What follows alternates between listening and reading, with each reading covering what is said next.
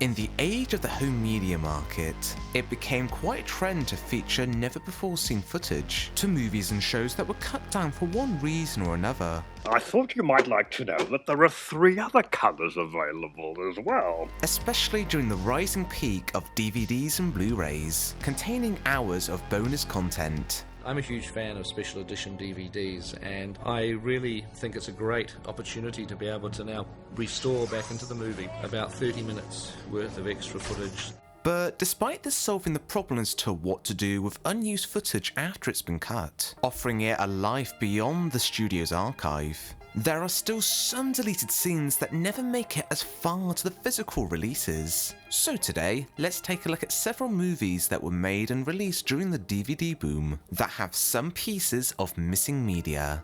And if this sounds like this is your type of cup of tea and you want to see more like it, then be sure to subscribe, as that would be humbly appreciated. And hopefully someday I can convince my parents that YouTube's a viable career. Maybe. Hopefully.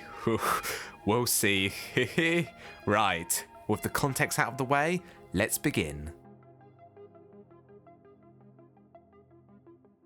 The duration of Avatar lasted for about 2 hours and 42 minutes. Then released on physical media was James Cameron's director's cut, which ran just over 2 hours and 50 minutes. And then the combined runtime of all the unfinished deleted scenes would just make the movie shy of being a 4-hour flick. So it's quite unique that despite all this additional material being made available, there are still some cuts which are extremely rare to come across. An exclusive scene that was only shown in the IMAX re-release of Avatar in the build-up to The Way of Water takes place near towards the end of the film, where Parker has one thing left to say to Jake. You know this isn't over. Just offering a little bit of sequel bait that would be shortly coming in that December. Interestingly, this interaction is not seen within the script. While the copyright content shows that it was written in 2007, the dialogue throughout is pretty on point with the final movie, even representing the unfinished deleted scenes. The forest will heal. So will the hearts of the people. So, where did it come from? Well, who knows really, we can only speculate. I don't personally think they did a pickup shot 13 years later with the actor Giovanni, especially since the character didn't return for The Way of Water. Looking at the original film unedited, we got subtle details such as Jake still nodding, so I do think this was part of the original shoot for Avatar. So why is it not on the original script? Yeah, maybe it might have been featured in a later draft.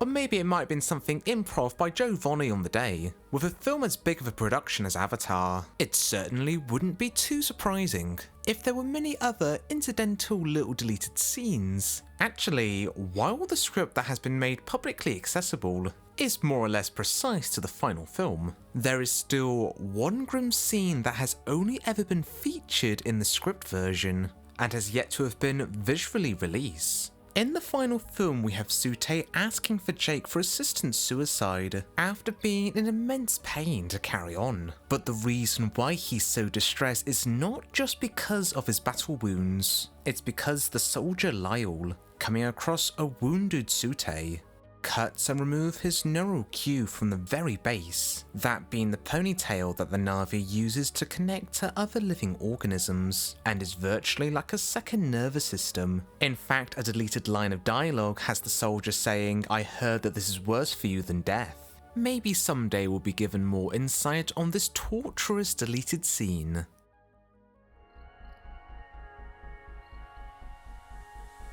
From 2011 to 2017, the Andy Serkis Planet of the Apes film series has remained to be one of the most consistent and critically appraised lineup of films in the recent Hollywood landscape. And a little element I've enjoyed from the trilogy so far is on how they've winked back to the Charlton Heston and Roddy McDowall film series of the 60s and 70s, making many little references without being too on the nose or alienating to a new audience, and also telling new stories without retreading the same ground from prior movies, or at least in a new way. In the world of lost media, Planet of the Apes has been quite infamous for having many unreleased deleted scenes, and while the recent CGI entries such as Rise of the Planet of the Apes has seemingly had most of its deleted scenes release, either the CGI being fully complete or still being within an assembly state, there's still one sequence that we haven't seen in full.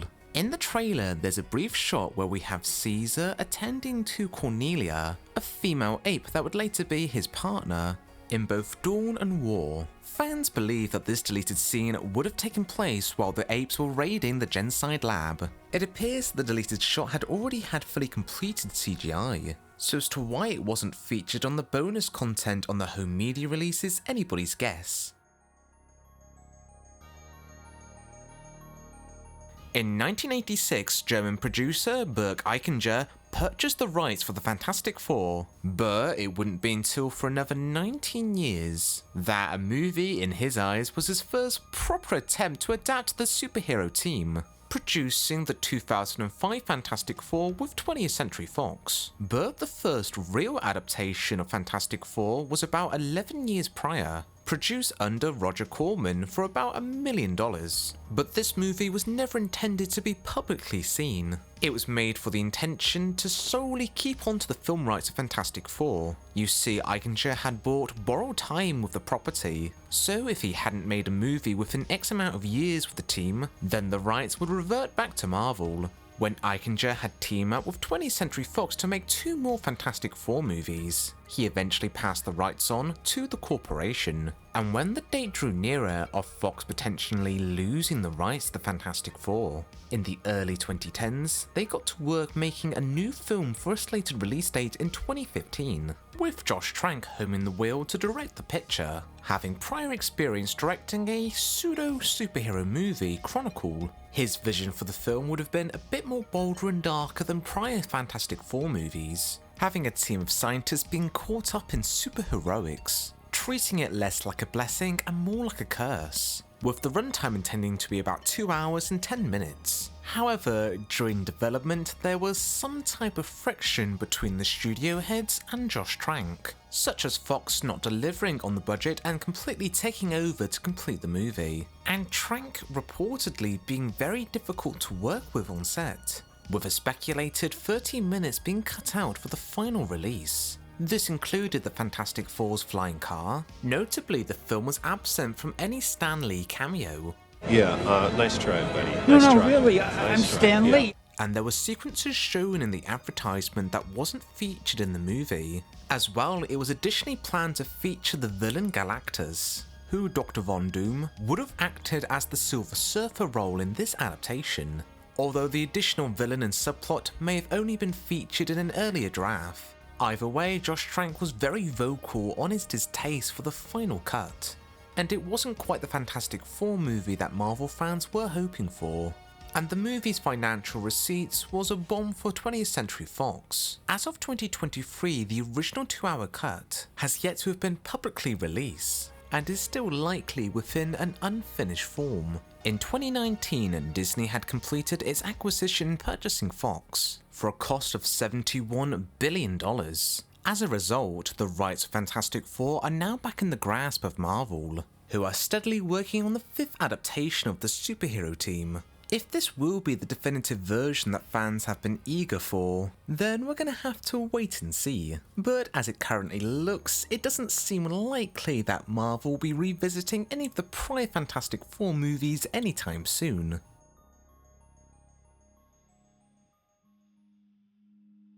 The script for Spider-Man 3 was becoming so immensely complicated that there were talks and considerations to perhaps divide up the movie into a 2-parter. But these plans were abandoned after they couldn't come up with a satisfying way on to end the film with a fitting cliffhanger. Thus, Sam Raimi had to cut down the film to a suitable theatrical runtime, such as a scene where the Sandman confronts Dr. Phil Wallace. There were also alternative scenes that were shot of the characters, such as an alternate demise for Eddie Brock, where it's revealed that Venom has completely consumed him. with the only remains being his very warped skeleton. There are many more alternative and cut shots that have been collected via the advertisement and behind the scenes material. None of these are on the LMW website, so if you want to look in depth with the material we currently have, then I'll be leaving a link to a Twitter thread down below, as Twitter user William has compiled together on what has so far been made publicly accessible. In 2017, Sony had released the editor's cut of the movie. Now it does run 2 minutes shorter than the final cut, but it does feature some new and exclusive footage.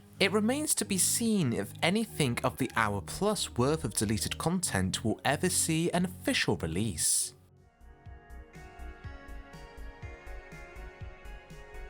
Three days after the release of Star Wars Rogue One, Derek Connolly and Colin Trevorrow completed the script to Star Wars Episode 9 titled The Jewels of the Fate.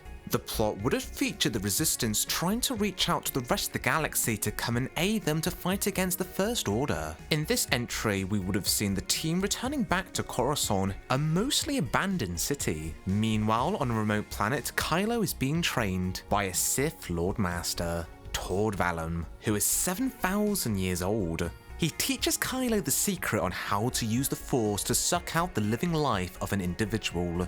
After learning this, Kylo kills Valum. 7,000 years and it just ends like that. God. Palpatine would have appeared, but only as archival footage that Kylo Ren comes across, explaining his next plans going forward after turning Luke to the dark side. Rey, with a new double-sided lightsaber, would have fought against Kylo during the final act. Leia would have reached out to Kylo through the Force to convince him to redeem himself. The movie would have ended with Rey, now blinded after the events of the fight, teaching a new generation of young Jedi students. As I'm sure you're aware by now, this entire story outline had to be completely rechanged, as apparently Kathleen Kennedy wasn't too fond of the draft, as well as the unforeseen passing of Carrie Fisher later that December, so they would have to reevaluate her role regardless, and especially after the interesting response from fans of The Last Jedi the following year. While of course this draft of the movie went unmade, you can very easily find the draft online. Eventually, J.J. Abrams would be brought onto the production of Episode 9 in September of 2017. However, via a viral Reddit post, revealed some insight that allegedly Disney was being very hard to work with J.J. Abrams, going in and completely re-editing the movie without his consent. While it is widely believed that many rewrites and reshoots did take place very shortly before the movie went to theatres, it is highly questioned as to what exactly was cut. According to the Reddit post, we would have seen Force ghosts of Anakin Skywalker, Obi-Wan Kenobi, and Mace Windu. However, this has been debunked by several people who worked on the movie, and the Reddit post claiming that the reason they were cut was to appease Disney for when the movie came to Chinese market, as in that territory they're very strict on the afterlife depiction, which doesn't really make too much sense, as Luke and Leia do appear in the movie as Force ghosts at the end of the film. Regardless, J.J. Abrams did express interest into getting a director's cut out there, so it's likely that there's still an alternative edit of the film, but Disney isn't particularly well known for releasing director's cuts to movies. But learning from the Zack Snyder cut, a little bit of fan support might go a long way to get stuff shown.